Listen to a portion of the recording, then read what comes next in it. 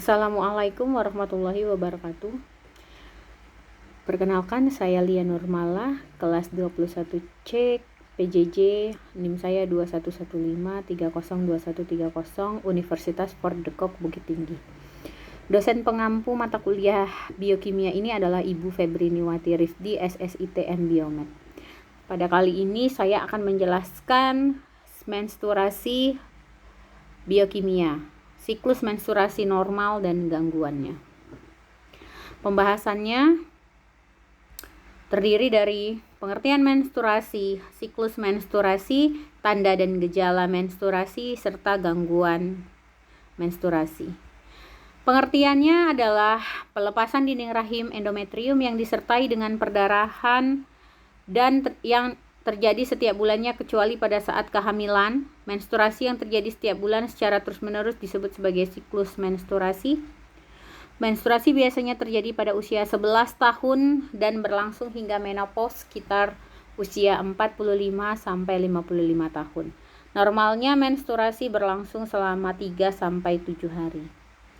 Panjangnya dihitung dari hari pertama periode menstruasi sampai hari di mana perdarahan dimulai disebut sebagai hari pertama, yang kemudian dihitung sampai dengan hari terakhir, yaitu 1 hari sebelum perdarahan menstruasi bulan berikutnya dimulai.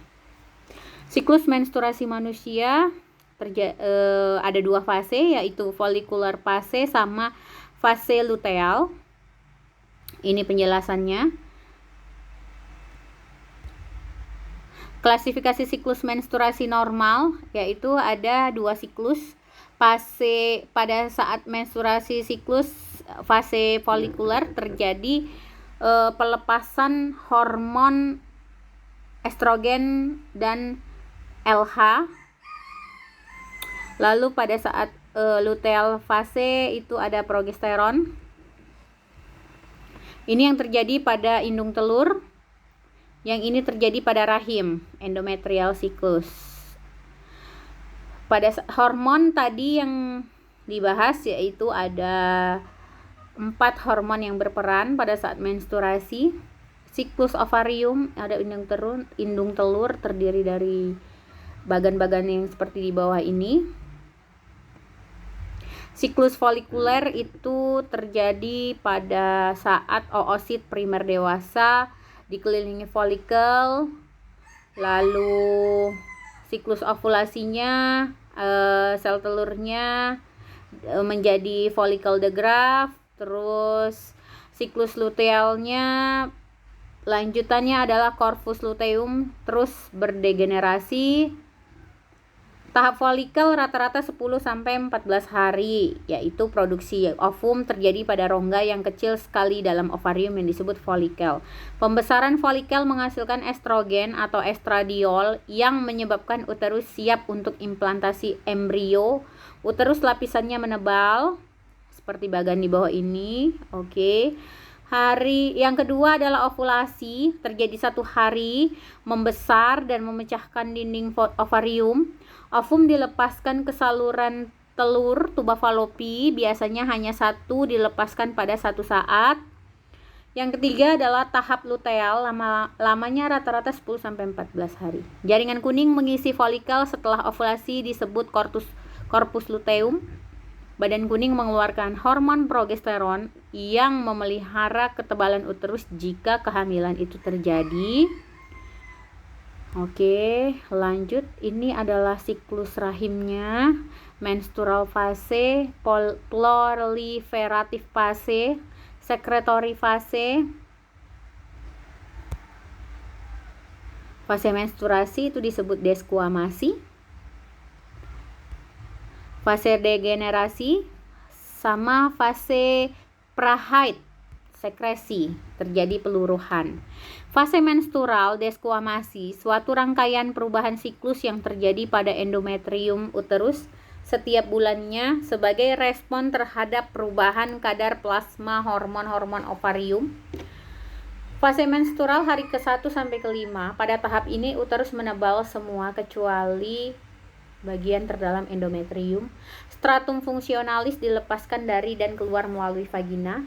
Pada hari ke-1, kadar FSH baru saja meningkat. Pada hari ke-5, produksi estrogen dimulai, yang terlihat pada gambar di bawah ini. Lanjut fase regenerasi dan proliferasi. Fase ini terjadi hari ke-6 sampai ke-14 di bawah pengaruh peningkatan kadar estrogen. Stratum basalis menghasilkan lapisan fungsional baru yang disebut stratum fungsionalis. Sebagai lapisan baru yang tebal, kelenjarnya membesar dan arteri spiralisnya meningkat jumlahnya.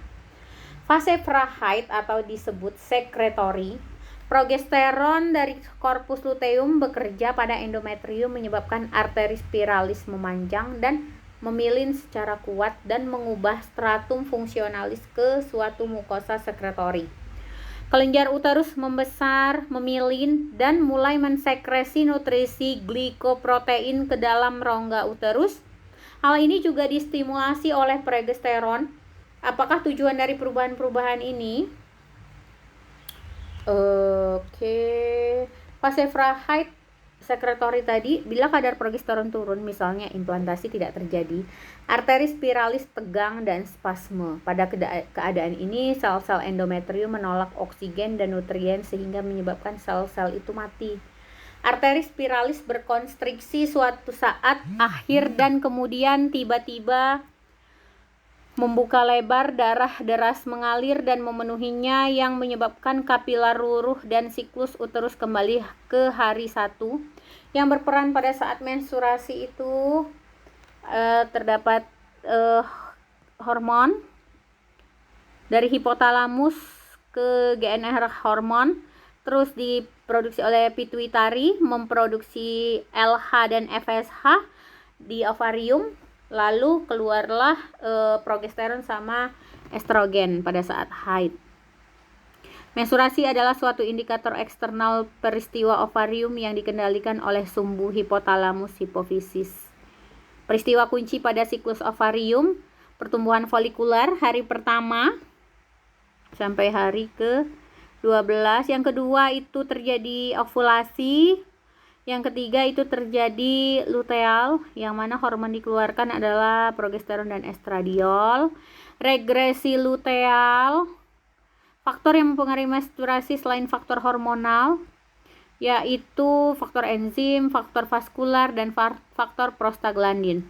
Enzim hidrolitik tersimpan dalam endometrium selama fase profilasi serta merangsang pembentukan glikogen dan asam-asam mukopolisakarida. Jika kehamilan tidak terjadi, maka dengan menurunnya kadar progesteron, enzim hidrolitik dilepaskan menjadi regresi endometrium dan perdarahan.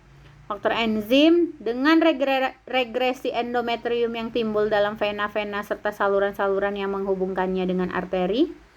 Lalu ini faktor vaskular dan faktor prostaglandin. Maka terjadi nekrosis dan perdarahan dengan pembentukan hematom baik dari arteri maupun vena.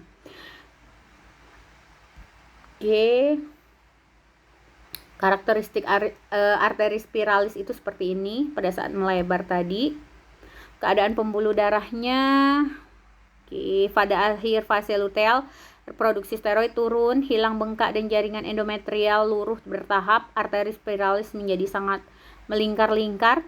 Reduksi bertahap aliran darah lapisan superficial mengakibatkan hipoksia iskemik dan kerusakan pada sel epitelial dan sel-sel stroma. 4-24 jam sebelum perdarahan menstruasi, konstriksi meningkat terjadi pada arteri spiralis. Lalu arteri individual arteris membuka kembali pada waktu yang berbeda, robekan dan pecahan jaringan iskemik. Perdarahan pada rongga terjadi melalui diapedesis sel-sel darah merah antara permukaan sel epitelial. Robekan berkembang pada permukaan epitelium, bagian-bagian superficial endometrium yang lemah luruh. Sekitar 50% jaringan berdegenerasi diserap dan 50% hilang sebagai perdarahan menstruasi. 95% perempuan mempunyai sejumlah darah yang hilang sekitar 60 mili. Darah hilang ini dapat mewakili kehilangan yang berarti zat besi ke arah anemia, terutama pada perempuan yang diet marginal. 3 faktor tadi. Endometrium mengandung banyak prostaglandin E2 dan F2. Dengan desintegrasi endometrium, prostaglandin terlepas dan menyebabkan berkontraksinya miometrium sebagai satu faktor untuk membatasi perdarahan saat haid. Peningkatan suhu tubuh, estradiol plasma, progesteron plasma, volume mukus servikal dan penetrasi sperma, endometrium uterus, maka gabungan dari siklus menstruasi akan membentuk seperti ini. Tanda dan gejala pada siklus menstruasi itu di fase luteal biasanya depression, skin troubles, breast tenderness, increased appetite cause being lelah, terus peningkatan suhu tubuh. Di ovulatory fase ini adalah kondisi kulit yang bagus, terus peningkatan temperatur, lalu kekurangan energi, sama sosialnya tinggi. Lalu di bleeding fase itu ada uterusnya meluruh, lalu telur yang sudah matang keluar dari ovarium. Folikular fase itu progesteronnya tetap rendah, folikel stimulasi hormonnya meningkat, estrogennya keluar, testosteronnya menurun. Lalu sistem pertahanan tubuh lemah, kulit menjadi kering, suhu tubuh rendah. Itu yang terjadi pada saat perdarahan, fase perdarahan. Pada saat folikular fase itu metabolismenya tinggi, kulit ada tingkat optimal penyerapan, energik, moodnya positif, bahagia, menikmati sosialisasi. Ovulatory fase itu kulit dalam kondisi yang bagus, suhu tubuh tinggi, nafsu makan meningkat, energinya sedikit, nggak mau ketemu sama siapa-siapa. Luteal fase ini mudah depresi, masalah pada kulit, jerawatan, nyeri pada payudara, nafsu makan meningkat, cepat lelah, suhu tubuh meningkat. Ini adalah beberapa kelainan siklus pendarahan di luar haid. Kelainan yang banyaknya darah dan lamanya pendarahan pada haid itu disebut hipermenorea atau menoragia. Hipermenorea itu sedikit, perdarahan yang lebih normal itu disebut hipermenore. Hipomenore itu perdarahannya lebih pendek dari biasa. Kelainan ini terletak pada kondisi dalam uterus. Lalu kelainan siklus, polimenore, siklus haid lebih pendek dari 21 hari. Disebabkan oleh gangguan hormonal, gangguan ovulasi, masa luteal menjadi lebih pendek. Oligomenore, siklus haid lebih dari 35 hari. Amenore, tidak adanya haid sedikitnya 3 bulan berturut-turut dibagi antara amenore primer dan sekunder. Perdarahan di luar haid itu disebut metroragia. Perdarahan yang terjadi dalam masa antara 2 haid, perdarahan terpisah dari haid. Ada 2 jenis perdarahan, metroragia dan menometroragia. Disebabkan oleh kelainan organik pada alat genital dan kelainan fungsional. Dysmenore itu rasa tidak enak atau nyeri di perut bawah sebelum dan selama haid, dan seringkali timbul rasa mual sehingga penderita tidak bisa melakukan pekerjaan dalam beberapa jam atau beberapa hari. Dysmenor dibagi atas primer dan sekunder. Ini premenstrual tension, sebelum datangnya haid menghilang setelah haid datang. Keluhannya iritabilitas, insomnia, nyeri kepala, mual, pembesaran pada mamae. Penyebabnya karena ketidakseimbangan hormon estrogen dan progesteron. Vicarious menstruation, terjadi perdarahan ekstragenital dengan interval periodik yang sesuai dengan siklus haid.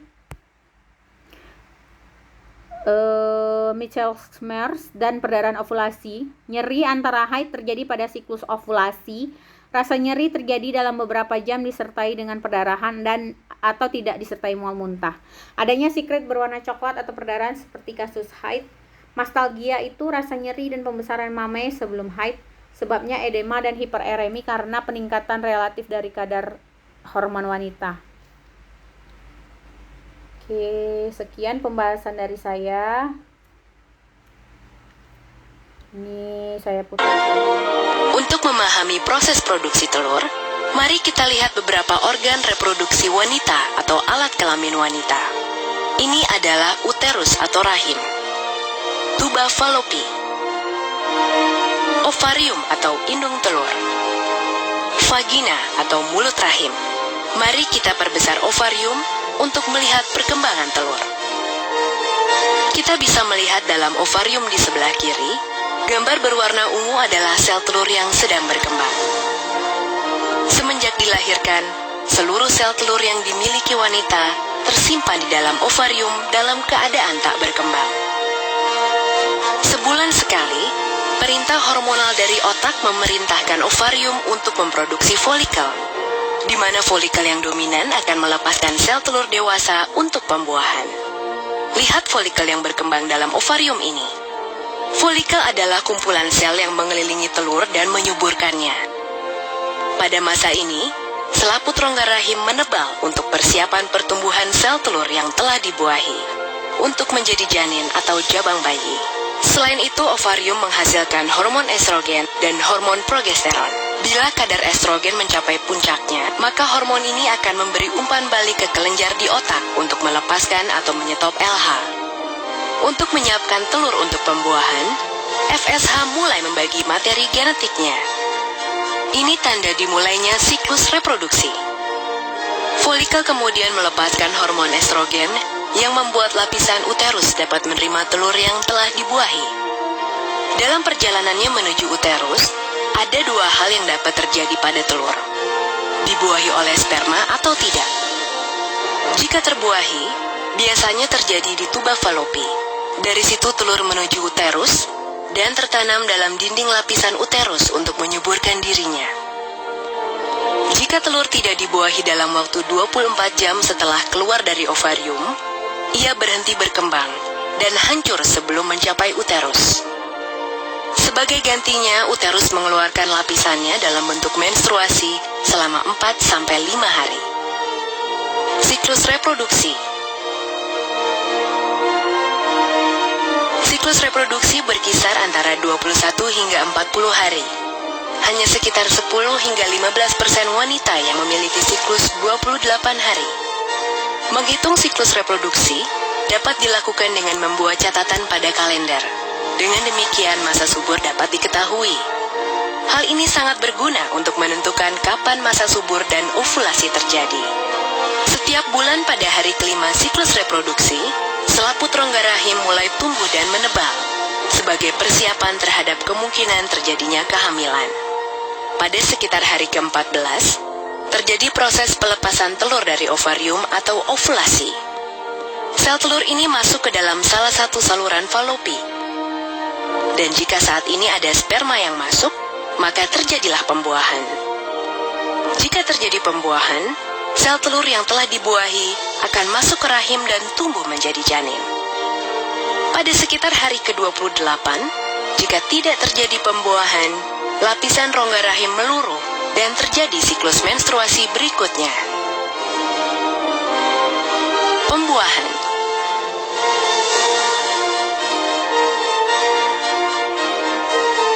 Jutaan sperma dilepaskan dalam satu kali ejakulasi saat puncak senggama. Setelah dipancarkan ke dalam mulut rahim, sel sperma bergerak ke dalam rongga rahim dan saluran telur untuk mencapai sel telur yang matang dan siap dibuahi. Dari jutaan sperma yang dipancarkan, hanya beberapa yang dapat bertahan hidup mencapai indung telur, dan hanya satu yang akan bertahan hidup mencapai indung telur. Sperma kemudian mempenetrasi dinding sel telur. Kemudian mengkombinasikan materi genetiknya dengan sel telur dalam proses yang disebut pembuahan. Kehamilan. 3 bulan pertama kehamilan terjadi selama 14 minggu dari 40 minggu masa kehamilan. Pada masa ini wanita mengalami berbagai perubahan emosi yang dikarenakan perubahan hormon pada tubuhnya. Dan pada saat ini pula sering terasa mual-mual pada pagi ataupun malam hari. Pada minggu pertama, hampir seluruh organ internal janin telah terbentuk. Janin mulai mengepal, bahkan sudah dapat sedikit bergerak. 3 bulan kedua, minggu ke-15 sampai minggu ke-27 kehamilan, wanita mulai mengalami gejala sesak nafas. Pertumbuhan janin di perut mulai terlihat. Muncul kerut dikarenakan membesarnya kandungan. Pertumbuhan janin terjadi paling cepat di minggu ini. Tangan dan